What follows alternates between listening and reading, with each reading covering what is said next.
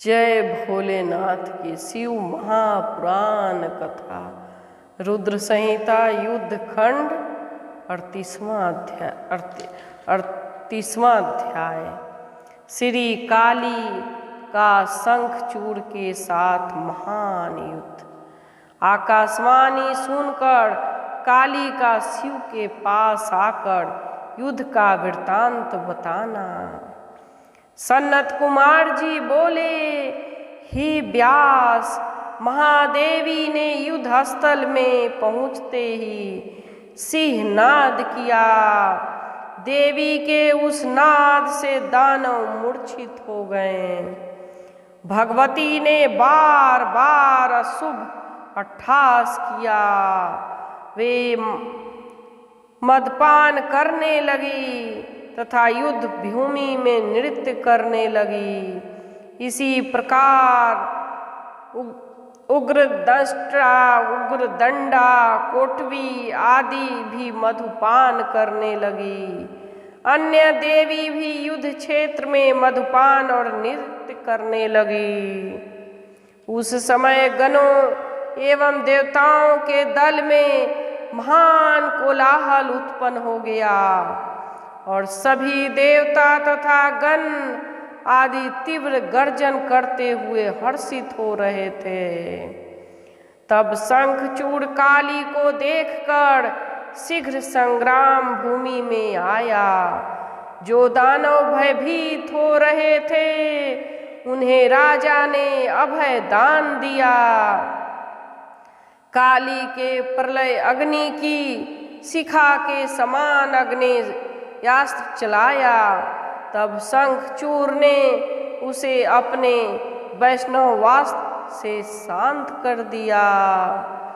उन देवी ने शीघ्र ही उसके ऊपर नारायण अस्त्र का प्रयोग किया।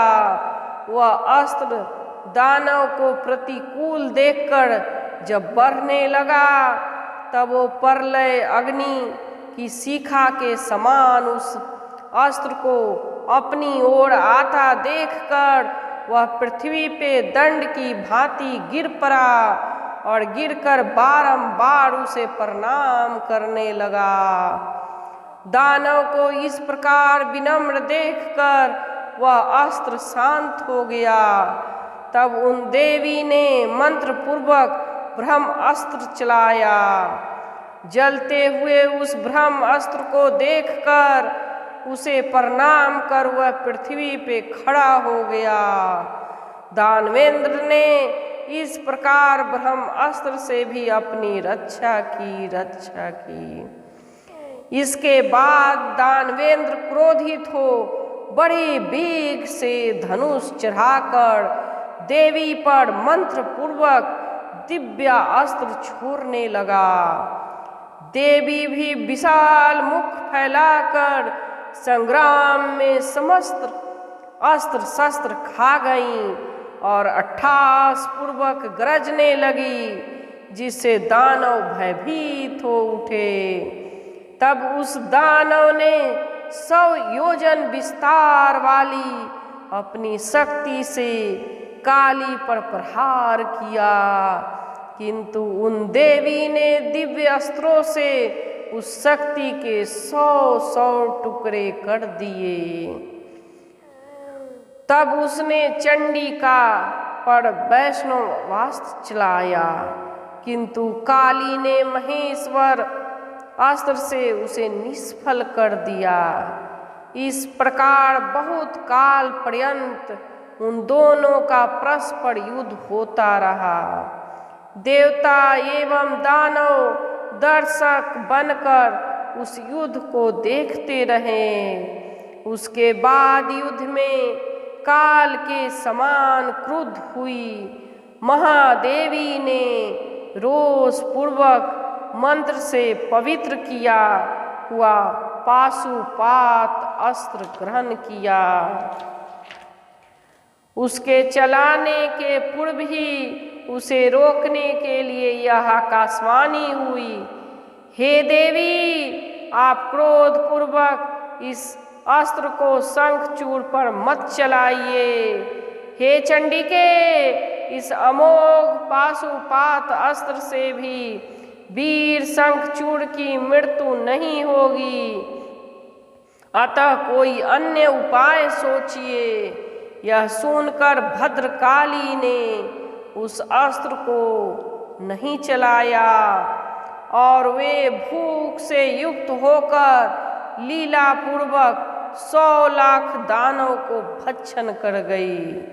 वे भयंकर देवी शंखचूड़ को भी खाने के लिए वेग पूर्वक दौड़ी। तब उस दानव ने दिव्य रौद्र अस्त्र के द्वारा उन्हें रोक दिया। इसके बाद दानवेंद्र ने कुपित होकर शीघ्र ही ग्रीष्मकालीन सूर्य के सदृश तीक्ष्ण धार वाला तथा अत्यंत भयंकर खड्ग चलाया। तब काली उस प्रज्वलित खड्ग को अपनी ओर आता देखकर रोषपूर्वक अपना मुख फैलाकर उसको देखते देखते उसका भक्षण कर गईं। इसी प्रकार उसने और भी बहुत से दिव्य अस्त्रों का प्रयोग किया, किंतु भगवती ने उसके सभी अस्त्रों के पूर्ववत 100 खंड कर दिए। पुनः महादेवी उसे खाने के लिए बड़े वेग से दौड़ी। तब सर्वसिद्धेश्वर वह दानवराज अंतर्ध्यान हो गया। काली ने उस दानव को देखकर बड़े वेग से अपनी मुष्टिका के द्वारा उसके रथ को नष्ट कर दिया तथा सारथी को मार डाला। इसके बाद उस मायावी शंखचूड़ ने बड़ी शीघ्रता से युद्ध स्थल में प्रकट होकर प्रलय अग्नि की शिखा के समान जलते हुए चक्र से भद्रकाली पर प्रहार किया। देवी ने उस चक्र को अपने बाएं हाथ में लीला पूर्वक पकड़ लिया और बड़े क्रोध के साथ शीघ्र ही अपने मुख से उसका भक्षण किया। देवी ने अत्यंत क्रोध पूर्वक बड़े वेग से मुष्टिका द्वारा उस पर प्रहार किया, जिससे वह दानवराज चक्कर काटने लगा और मूर्छित हो गया। वह प्रतापी क्षण भर में चेतना प्राप्त करके पुनः उठ गया और उनके प्रति माता का भाव रखने के कारण उसने उनके साथ बाहुयुद्ध नहीं किया। देवी ने उस दानव को पकड़कर बारंबार घुमाकर बड़े क्रोध के साथ वेग पूर्वक ऊपर को फेंक दिया। वह प्रतापी शंखचूड़ को बड़े वेग से ऊपर गया। वह प्रतापी शंखचूड़ बड़े वेग से ऊपर गया, पुनः नीचे गिरकर भद्रकाली को प्रणाम कर स्थित हो गया। तत्पश्चात प्रसन्नचित वह दानव श्रेष्ठ रथ निर्मित विमान पर सवार हुआ और सावधान होकर युद्ध के लिए उद्यत हो गया। काली भी श्रुधातुर से हो दानव का रक्त पान करने लगी। इसी बीच वहाँ आकाशवाणी हुई कि हे ईश्वरी, अभी तक इस रण में महान उद्यत एवं गर्जना करते हुए 1 लाख दानव शेष है, अतः आप इनका भक्षण करें। हे देवी, आप संग्राम में इस दानव राज के वध का विचार न कीजिए।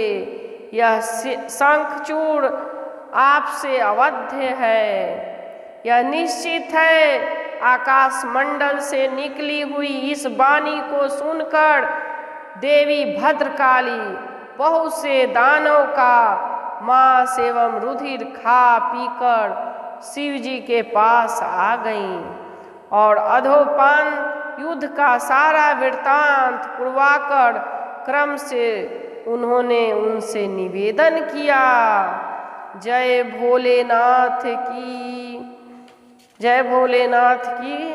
38वां अध्याय समाप्त। शिव महापुराण कथा सुन के कमेंट बॉक्स में ओम नमः शिवाय लिखकर भोलेनाथ की असीम भक्ति प्राप्त करें। जय भोलेनाथ की जय।